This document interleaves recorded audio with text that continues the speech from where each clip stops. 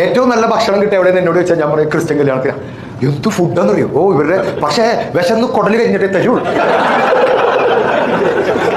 പാട്ട് കുർബാന എന്ന് പറഞ്ഞൊരു സംഗതി, പാട്ട് കുർബാന. ആദിയിലഖിലേശൻ നരനെ അതല്ലേ സൃഷ്ടിച്ചു, അവനൊരു സഖിയുണ്ടായി, അവനൊരു തുണയുണ്ടായി അല്ലേ. എന്നിട്ട് ആ മറ്റേ ഇതെല്ലാം അടിച്ചു കഴിഞ്ഞിട്ട് ഞാനായത് കഴിഞ്ഞു എന്ന് പറഞ്ഞ അത് തുടങ്ങി.